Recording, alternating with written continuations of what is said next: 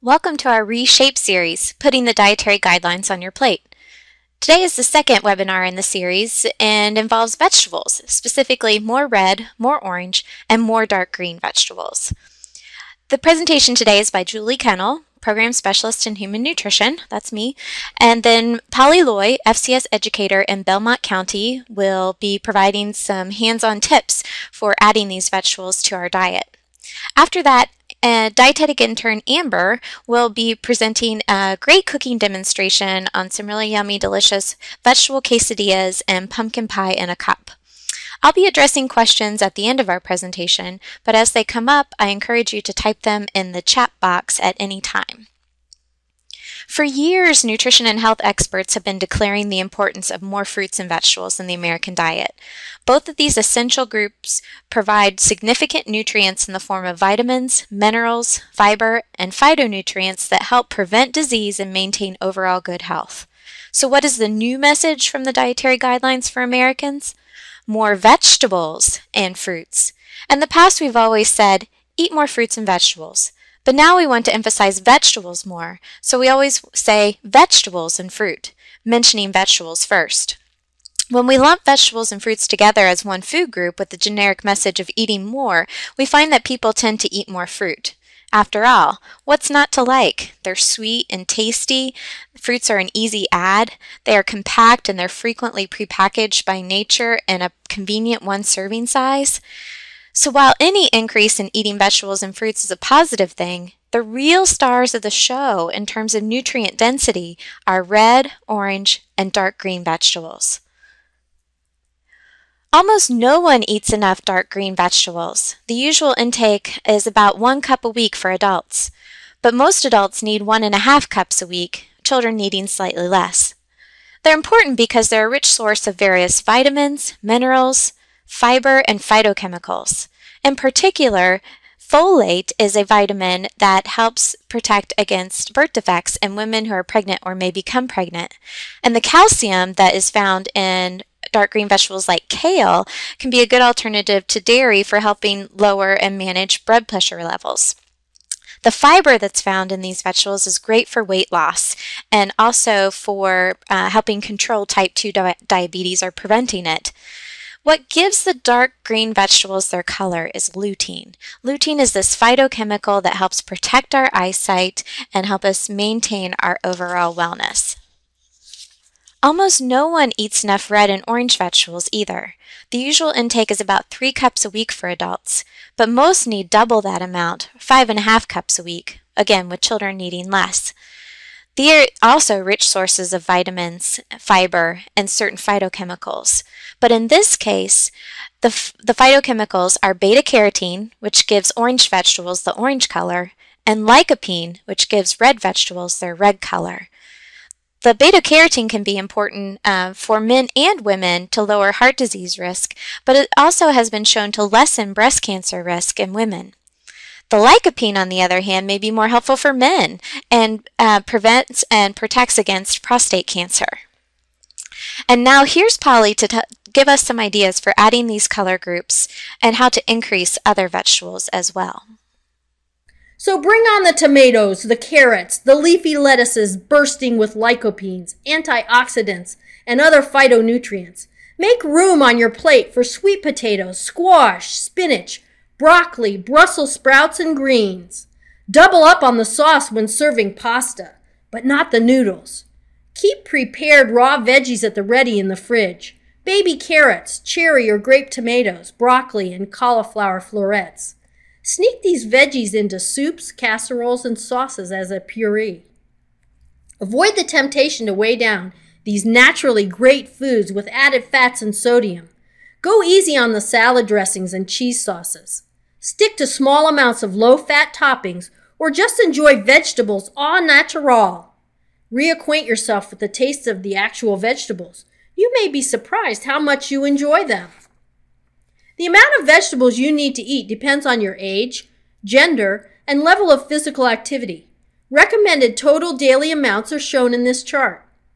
As an example, we'll look more closely at the recommendations for a 2,000 calorie food pattern. The 2,000 calorie plan is an average food pattern which is suitable for many adults who are moderately active. The dietary guidelines recommend 2.5 cups of vegetables and 2 cups of fruit each day. For fruit, it's just a general recommendation, but for vegetables, there are some specific recommendations regarding the variety of vegetables needed each week. Here's the breakdown of the recommended amounts of the vegetable subgroup that a person should eat each week. 1.5 cups dark green vegetables, 5.5 cups red and orange vegetables, 1.5 cups beans and peas, 5 cups starchy vegetables, 4 cups other vegetables, for a grand total of 17.5 cups of vegetables per week. Before we get too anxious about that quantity, let's look more closely at just what counts as a cup of vegetables. We don't use the term serving size anymore, but speak about cup equivalents when we're describing quantities of vegetables and fruits to eat. In general, for most vegetables and fruits, it's a cup for cup, except the leafy green veggies. 1 cup of raw or cooked vegetables or vegetable juice equal a 1 cup equivalent, but it takes 2 cups of raw leafy greens to be considered as 1 cup from the vegetable group. Let's look at a few examples of these serving sizes provided by the ChooseMyPlate.gov website. As you get more interested in including the recommended number of servings of various foods in your daily and weekly meal plan, it can help to actually measure foods at first, until you get familiar with what a cup of grapes or a half a cup of tomato juice looks like. You may be surprised. Remember that 1 cup of raw or cooked vegetables or vegetable juice equal a 1 cup equivalent. So a half a cup of broccoli is a half cup equivalent of dark green vegetable. It takes twice as much of leafy greens to make a cup equivalent, so this 1 cup dish of spinach should be considered a half cup equivalent of dark green vegetable. 1 large sweet potato equals a 1 cup equivalent of orange vegetable. And a half a cup of tomato juice is a 1/2 cup equivalent of red vegetable. In order to incorporate the recommended quantities of red, orange, and dark green veggies into your diet, it helps to keep track of your efforts, especially at first, until it becomes a habit. A simple grid like the one here can help you to track your vegetable intake each day for a week and for the week to be sure that you're meeting suggested guidelines. But when we start to look at tracking our vegetable intake on a chart like this, we really need to know what counts as a dark green vegetable and what's an other. Let's take a look. So first we need to know what foods are in the vegetable group. Any vegetable or 100% vegetable juice counts as a member of the vegetable group. Vegetables may be raw or cooked, fresh, frozen, canned, or dried, dehydrated, and may be whole, cut up, or mashed. Did you notice as we were talking about the vegetable portion sizes and cup equivalents that some of the vegetables are categorized as starchy vegetables, some as dark green, red, or orange. Some are called beans and peas, and some are just called other. That's because the vegetable group is divided into subgroups. The Dietary Guidelines for Americans 2010 describe recommended amounts of the different subgroups. Vegetables are organized into 5 subgroups based on their nutrient content. Vegetable choices should be selected from among the vegetable subgroups. It's not necessary to eat vegetables from each subgroup every day. However, over a week's time, try to consume the amounts listed from each subgroup as a way to reach your daily intake recommendation. Some commonly eaten vegetables in each subgroup are, with the dark green vegetables, we have bok choy, broccoli, collard greens, dark green leafy lettuce, kale, mustard greens, romaine lettuce, spinach, turnip greens, and watercress. For our red and orange vegetables, we can eat acorn squash, butternut squash, carrots, Hubbard squash, pumpkin, red peppers, sweet potatoes, tomatoes, and tomato juice. Beans and peas are a very unique subgroup of vegetables. They include kidney beans, pinto beans, black beans, garbanzo beans, lima beans, black-eyed peas, split peas, lentils, and other dried beans. Because of their high nutrient content, Beans and peas may be considered both as a vegetable and as a protein food. Individuals have flexibility in counting beans and peas as either a vegetable or a protein food. Green peas and green beans or string beans are not considered to be beans and peas. Green peas are similar to other starchy vegetables and are grouped with them. Green beans are grouped with other vegetables such as onions, lettuce, celery, and cabbage because of their nutrient content is similar to those foods. Green beans are not considered a dark green vegetable because their nutrient content does not measure up. A to Z. There are lots of vegetables to try and enjoy. Introduce a new dark green, red, or orange vegetable to your family today. This slide, along with the next slide, which is a tracking chart, is available as a two-sided handout that will be posted on the Community Nutrition Program's website for general public. You won't need a password to access this handout. It will be posted along with these recordings, recipes, and other handouts under the section titled Reshape. Put the dietary guidelines on your plate. You can see that this tracking chart allows you to track more than just vegetables, but all of the different food groups throughout the week to be sure that you're getting the dietary guidelines for Americans recommendations. And this is the website that you can find that at. So now that we know what a 1 cup equivalent is and which vegetables belong in which subgroups, and we have a chart that tells us how many cup equivalents we need, let's get started on that 17.5 cups per week. How do we go about including all of these vegetables? Here are some general suggestions that can help you to incorporate more vegetables into your meal plans. Buy fresh vegetables in season. They cost less and are likely to be at their peak flavor. Stock up on frozen vegetables for quick and easy cooking in the microwave. Buy vegetables that are easy to prepare. Pick up pre-washed bags of salad greens and baby carrots. Use a microwave to quickly zap vegetables. White or sweet potatoes can be baked quickly this way. Vary your veggie choices to keep meals interesting. Try crunchy vegetables, raw or only lightly steamed. At mealtime, here's how you can introduce some more vegetables. Plan some meals around a vegetable main dish, such as a vegetable stir-fry or soup, then add other foods to complement it. Try a main dish salad for lunch, but go light on the salad dressing. Include a salad with your dinner every night. Shred carrots or zucchini into meatloaf, casseroles, quick breads, and muffins. Include chopped vegetables in pasta sauce or lasagna. Order a veggie pizza with toppings like mushrooms, green peppers, and onions, and then ask for extra veggies. Hold the pepperoni. Use pureed, cooked vegetables such as potatoes to thicken stews, soups, and gravies. Then they add flavor, nutrients, and texture. And grill vegetable kebabs as part of a barbecue meal. Try tomatoes, mushrooms, green peppers, and onions. Give your veggies some appeal. Make your vegetables more appealing.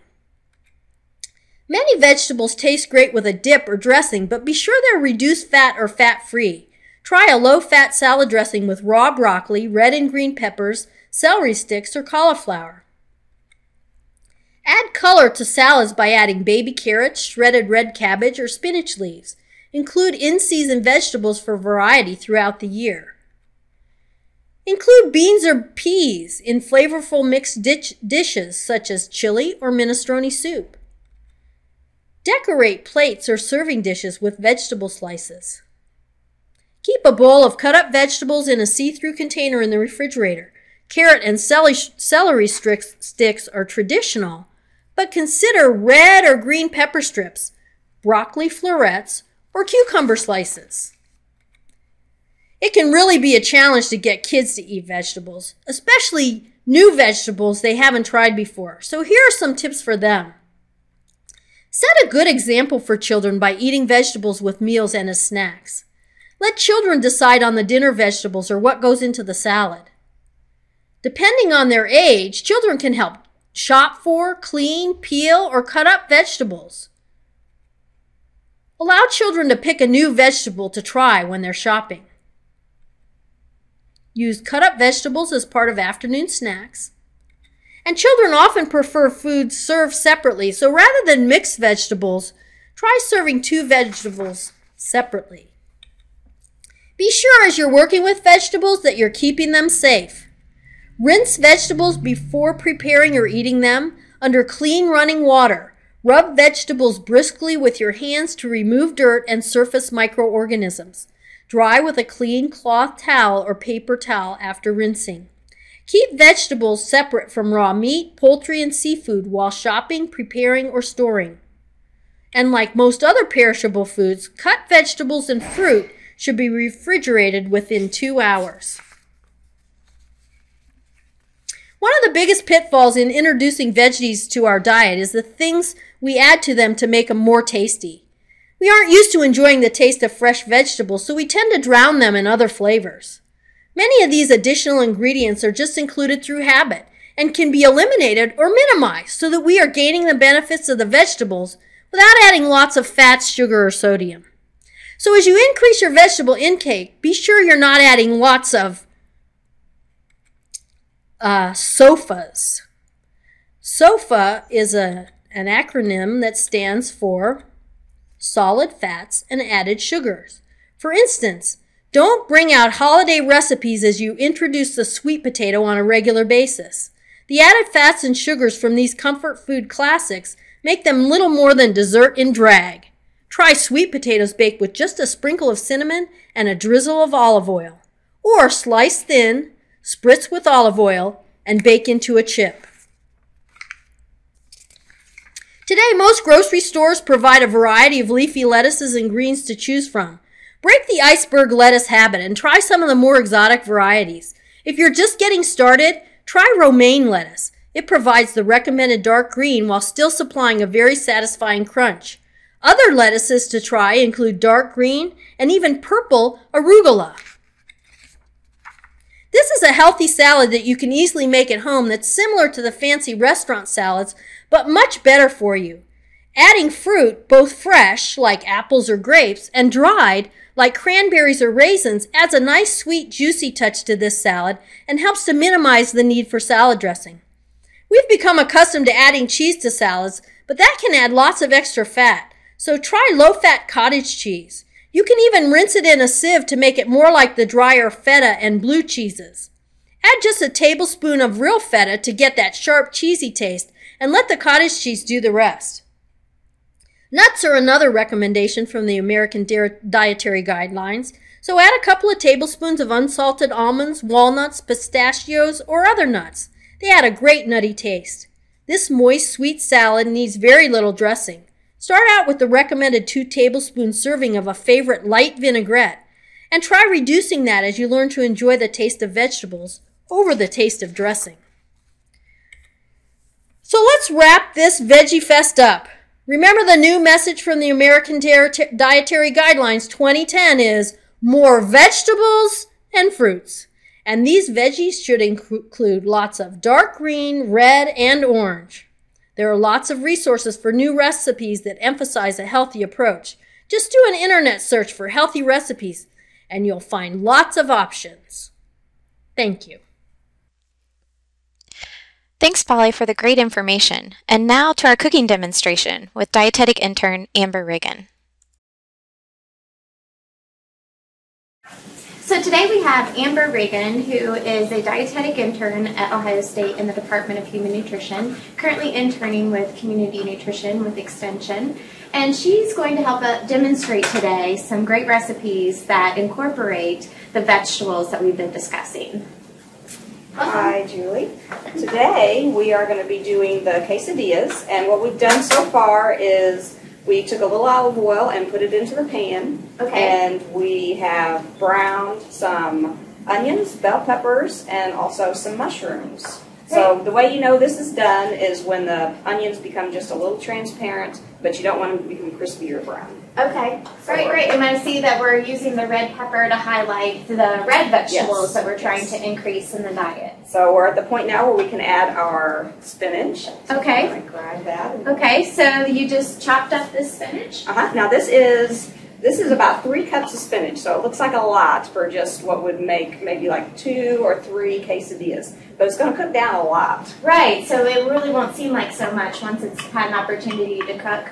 Yes. Okay. This would provide you, if you make 3 quesadillas out of your 3 cups, this would provide you with 1 serving of leafy greens. And while Julie stirs our vegetables with the spinach, we're going to show some shortcuts on how to cook or cut an onion very quickly.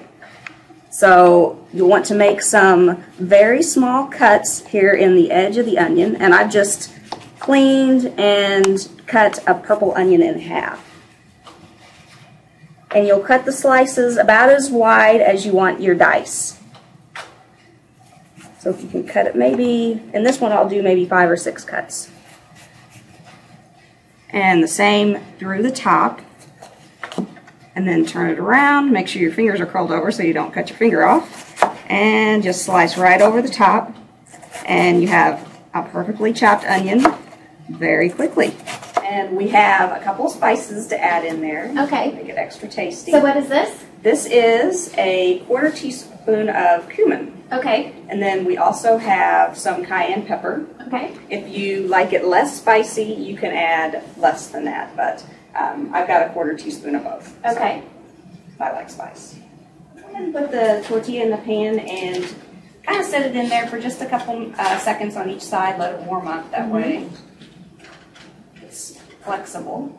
And then we have an ounce of low-fat shredded cheese. And I shredded my own because you can get it quite a bit cheaper if you do your own and grate it. Oh, that's a good suggestion for people who are trying to watch their food costs. Oh, that's really looking nice and colorful with the red and the green and then those other supporting vegetables with the mushrooms and onions. Yeah, I think that adds to the eating experience too, that it looks nice. It's going to be delicious. And fold over one edge. And it should cook in 2 to 3 minutes. If there's a lot of cheese in there and it's not melting, you can flip it over, but it should be okay just on one side. Great, and in 2 or 3 minutes it's ready? Mm-hmm. And then just cut it into wedges. Right. So we've got our final product here, and I sliced it into some wedges. And we have a little fat-free sour cream and onions on top. What do you think? Mmm. That's great. Good. I'm glad you like it. Oh, nice and spicy. Okay, so now we're going to focus on the orange vegetables. And a lot of people think carrots automatically, but there are other orange vegetables like the pumpkin. And so you're going to do today, what, a healthy version of pumpkin pie? Or? Yeah. Okay. So we have, like I said, a half cup of the canned pumpkin. And canned pumpkin you can just buy at the store and keep it in the cupboard whenever. You don't have to worry about it expiring. And we have some graham cracker crumbs, and that's mainly just for a garnish, as well as our light whipped topping. Okay. We have just a dash. How much of the light whipped topping? It's a garnish, so I would say probably 1/4 cup. Okay. So that way you're not adding a lot of calories. Not a lot of calories, keep that low. Okay. And just a dash of pumpkin pie seasoning. Think of how spicy you like your pumpkin pie. If you like it really spicy, then add a little bit more. I like mine spicier. And then we have, this is the most important ingredient, this is our instant vanilla pudding. And that's 3 tablespoons of the pudding. Okay, so just the pudding mix that you buy in the box. Mm-hmm. Okay. And that makes it set up nice to keep it like a mousse. And then lastly, we'll add a half cup of milk. And that's fat-free milk because we're trying to always keep the milk as low fat as possible. Right, right. Okay, great. Let's do it. So we'll start with our pumpkin mix. And you can just mix this right in the bowl that you're going to be eating it in. No fancy blenders or anything needed. If you want to use a whisk, you can. But then we'll add in our Jello mix or our pudding mix. And add in the milk if you want to. Milk? Okay.